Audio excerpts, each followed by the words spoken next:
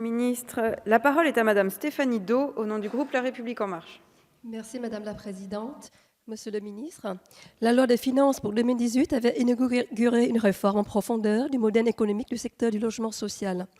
La loi Elan a ensuite apporté de nouveaux outils pour faciliter la construction, protéger les plus fragiles et inciter les organismes sociaux à se moderniser.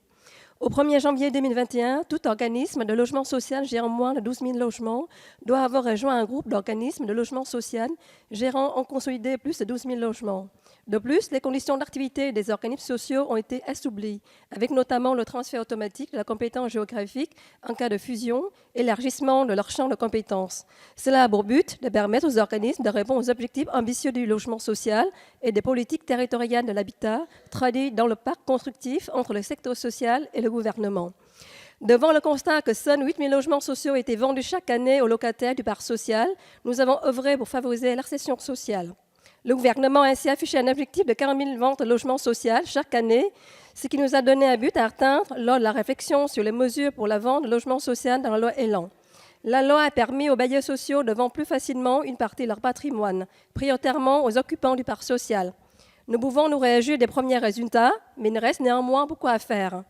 Je souhaiterais avoir un état des lieux de la restructuration des organismes de logements sociaux et quels sont les actes envisagés par le gouvernement et Action Logement pour atteindre l'objectif des 40 000 logements sociaux vendus par an après la suppression de la pénalisation. Je vous remercie. Merci, chers collègues. Monsieur le ministre, vous avez la parole. Merci, Présidente. Madame la députée Stéphanie Do, d'abord, merci pas uniquement pour votre action, pour tout le soutien que vous portez à ces politiques du logement depuis maintenant 2 ans et demi. Vous posez 2 questions.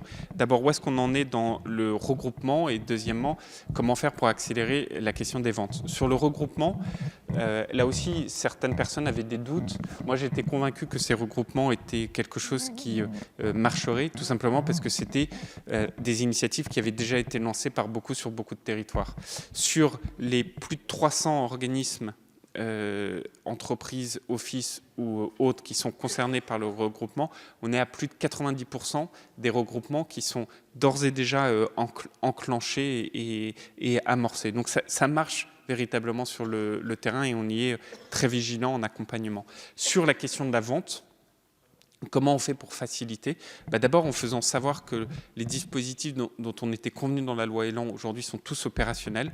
Je pense à cet Office national des ventes mis en place avec Action Logement. Je pense à ces textes réglementaires qui ont été pris pour permettre, par exemple, d'être propriétaire du logement, mais de laisser la gestion des parties communes à la copropriété, etc.